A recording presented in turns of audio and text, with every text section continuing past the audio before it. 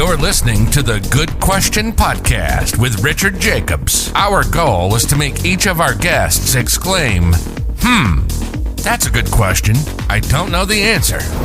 Because when that happens, it means you, the listener, may be inspired to learn more beyond the interview and to ask great questions yourself that lead to new insights. In this podcast, we cover historical and current anthropology, comparative religion, and history.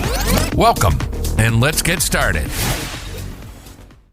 Hello, this is Richard Jacobs with the Good Question Podcast. My guest today is Chen. She's an author and also a marriage and family therapist. So she's recently written a book called I Want to Connect, Rewiring Your Nervous System for Stress, Resilience, and Secure Attachment.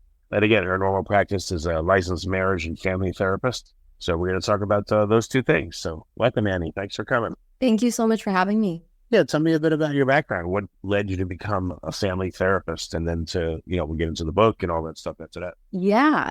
What led me to be a family therapist or a therapist in general? I think, a lot of us in the profession have this experience of being wounded healers. So, I think in my own life, certainly growing up, I experienced a lot of challenges that created difficulties for me in adulthood. So with regulation, with, making poor decisions in my own life, with relationships. And so I went through all of this and decided that I wanted to find some better ways to live life. And so that led me to a lot more introspection, and then down the career path of being a therapist. Okay. And what prompted you to write your book? Yeah. So the book, I want to take a little bit of a step back and say that, one of the things that we know in our study of psychology, of childhood development, of the brain really, is that relationships are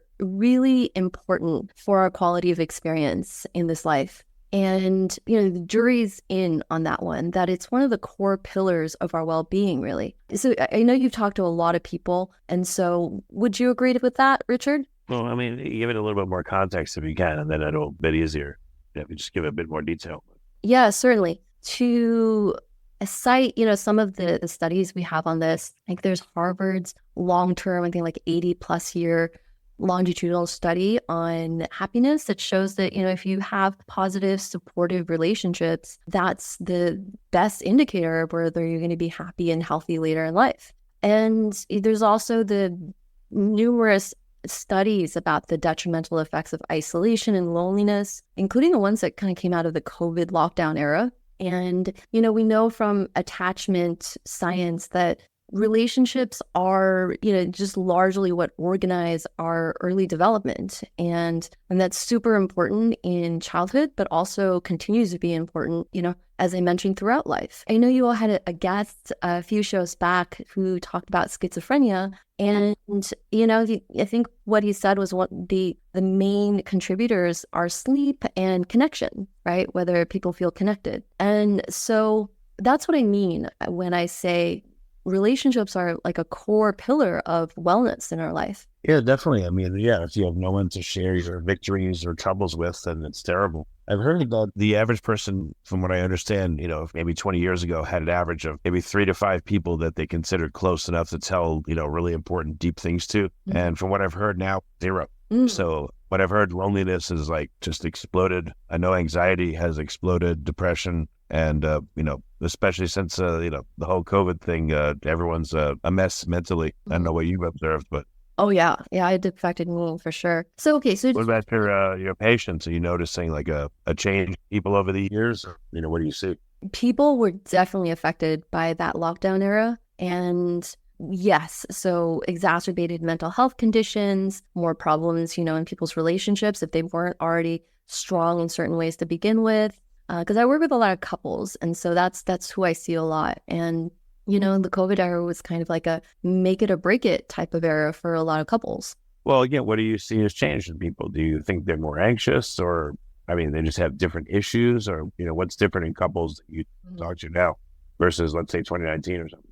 Yeah, I think my sample size, Richard, is that I always see anxious people, right?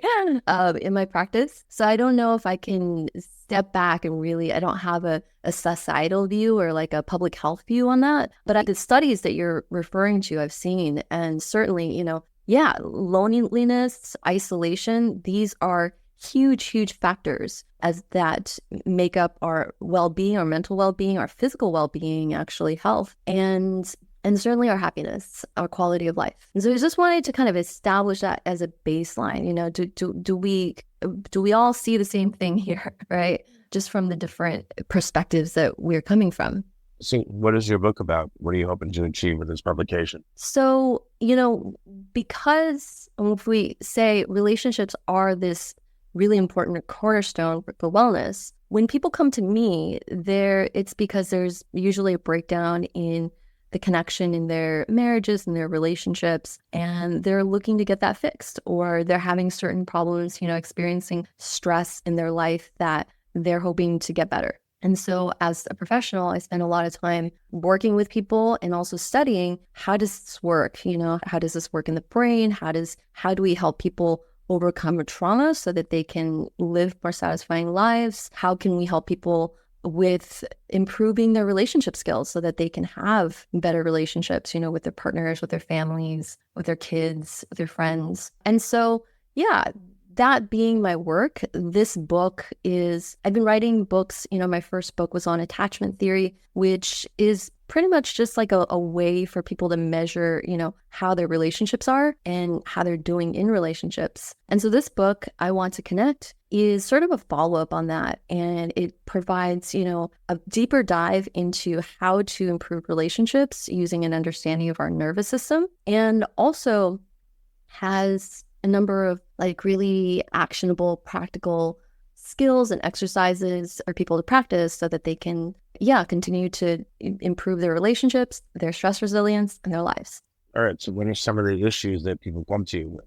Yeah. So they come to me because they have unresolved trauma from, their childhood. And that may look like and they may not know that may not be the wording that they come with, but oftentimes that is the underlying issue. But on the surface, they may just be having trouble, relating well or communicating with their partners. They may just find themselves in their relationships just feel really stressful to them. And so they avoid it, or they kind of anxiously sort of spin in their relationships and becomes too chaotic. And or any other number of things in their life may be stressful. I don't understand. Does that mean they're stressed, so therefore their relationship suffers, or they can't be in a relationship? Or like what is the, what are some specifics, maybe without naming names, of some things that you've seen that are common? Yeah. So I want to step back and just say that what we know about attachment and the science around attachment is that those early years and the kind of emotional support you got or didn't get from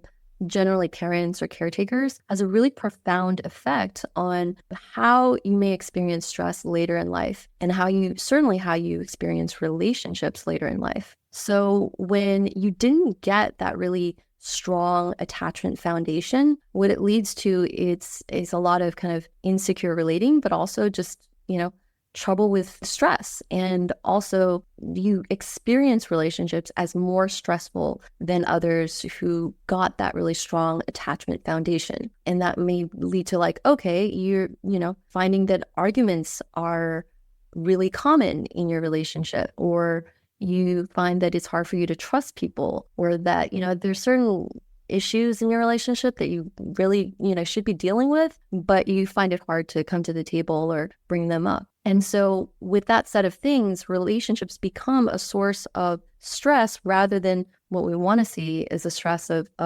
anti-stress, a support of kind of a respite in this world. Okay. So Annie, tell me what's as specific as possible without naming names or anything, but what's a very common scenario you see within a marriage? And do you see them at the beginning of the marriage, at the end of the marriage, or after many years, or if there's problems, do they happen early on? Like what's a very common scenario you see? Yeah, so a really common scenario is where a couple will come to me and they'll be having a lot of fights. And that will generally look like, they sometimes they can't even remember what the fights are about, but they know that this is a cyclical thing and that, it's very stressful. So what it comes down to that they're often just getting triggered by one another. So there's like something that somebody will say that will kind of trigger their sense of, wait, I'm not wanted here, right? Or it'll trigger their sense of like, I'm not good enough, right?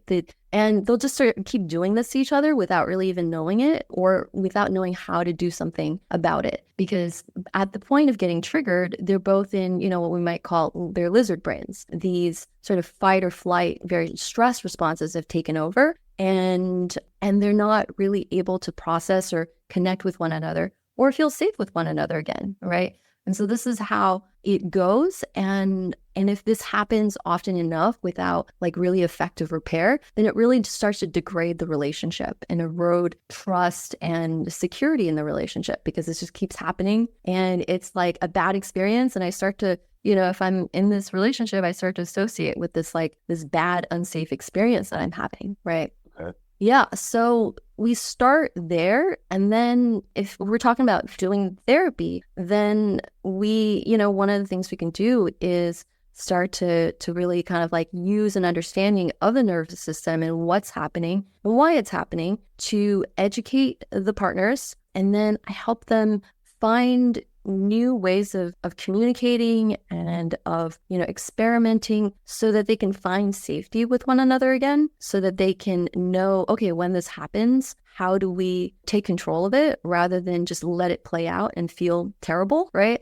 And so these are the kind of issues that I work on with folks who are in relationships and finding, okay, this like breakdown is happening. When do you see this happen in let's say in a marriage? Just, if there's problems, do they happen in the early part or later, or is there really no, common time when things blow up? Yeah, I mean, this can happen certainly in the earlier parts of a relationship where people will start to, learn like, oh, that really triggers me. That really triggers me. And then they're sort of off to the races and it's hard to even experience those like early, honeymoon stages because they're fighting all the time. And it can certainly happen, well into a marriage when they've tried to kind of manage these things and have done an okay job. But at some point, because they had kids, because the stress of COVID or something else, it just really gets to them and it topples them over the edge and over their boiling point. And now they're, in this state of getting triggered by one another and having these terrible fights. Okay. Any other very common scenarios? Maybe one more that you just see a lot, maybe, especially recently, let's say the past couple of years, you've been doing this for a while. Maybe years ago, you just didn't see this very much. And now there's a surge in XYZ. If so, what is that? Well, one way to put it is, how long have you been a therapist now for? 15 years. Okay. So what were people like 15 years ago versus today?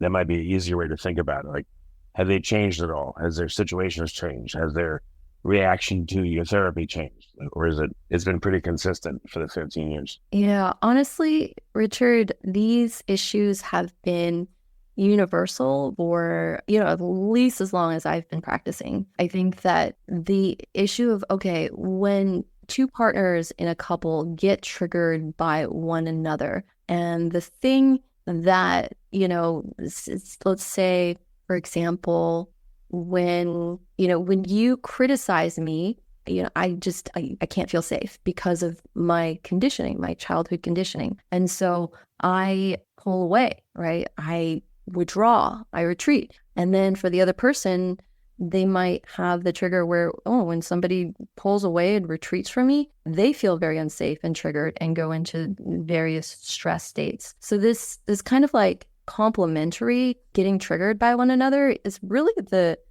biggest issue I would say that we look at as therapists, and it's sometimes I would say it's the hardest one and sort of like the holy grail. How do we help people with this? So yeah, and so that hasn't changed with COVID. That there may be different, let's say, thresholds for which how much stress is getting people to that point, but I would say that is pretty universal, is dealing with the underlying stress that people experience in relationships and how they respond to each other. It is armchair analysis, but it seems like when people get to their 40s, all of a sudden, and it's new personal experience. Stuff from the past seems to just come back up. It's weird. I've noticed that with a lot of people I know, and maybe that's why like the famous midlife crisis happens then. But have you noticed that again, there's an age that people reach where the past comes back to bite them, but they haven't dealt with it? Yeah, absolutely. Yeah, that is definitely something that I've seen is,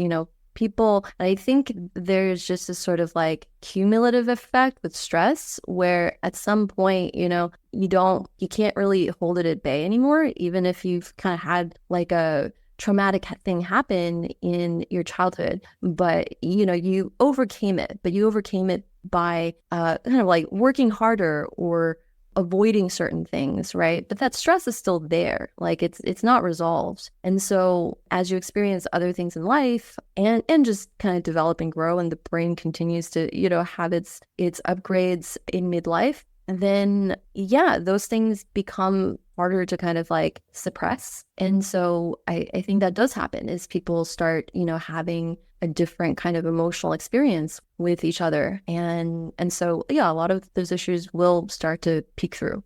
Okay. You do your therapy work. What was the purpose on the book? Is there certain things that you're using the book to help prepare people for therapy? Or again, if they can't afford therapy, they can do it on their own amongst themselves? Like what is the reason for the book? Yeah. So not everybody can make it to therapy. And also I think it's helpful for people to have workbooks in particular. So my book is a workbook. And so there's these practical tools and exercises that people can work through on their own to really understand and learn about themselves more. The reason for the book is that it's a resource.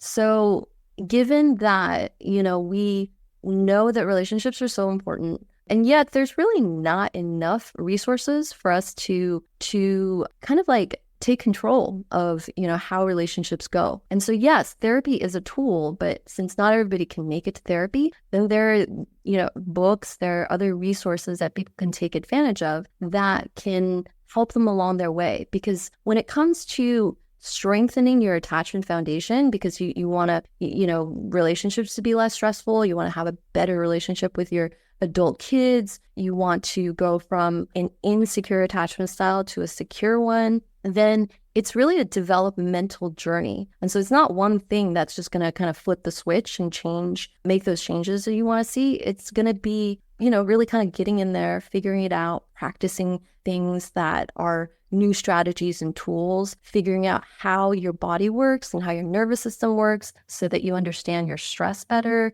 and just really going on that learning journey. Okay. Where are you able to help people? Is it nationwide or just locally to you? And if so, where is that? I have an office in Berkeley, California, where I work with couples. I also offer relationship skills like coaching and also individual therapy to kind of people outside of my office. But the individual therapy that I do is still restricted by my licensure to California residents. But then the relationship skills coaching is available to anybody. Okay, well, very good. Your book, has it been published or is it just about to be? And is it available on Amazon and Barnes & Noble and all that? Like, where can people get it? Yeah, it's going to be available to be shipped on May 14th. And now people can pre-order it all over Amazon, any of the online retailers. Okay. And then again, for people that want to come see you, how would they get in touch with your clinic? Where can they go? So they can check out my website, anniechen.net, and see if, my services might be right for them. And there's also going to be resources on that website too. Okay. So it's just ANNIE and then CHEN? Yes, correct. Okay. AnnieChen.net. Got it. Excellent. Well, Annie, thanks so much for coming on the podcast. I really appreciate it. You're so welcome. Thank you for listening to the Good Question Podcast. Please email support@thegoodquestionpodcast.com if you have any referrals to great guests for us to interview. Visit thegoodquestionpodcast.com to hear more interviews. And please help us spread the word by rating and reviewing us on Apple Podcasts, iTunes, Spotify, YouTube, or wherever you listen to this podcast.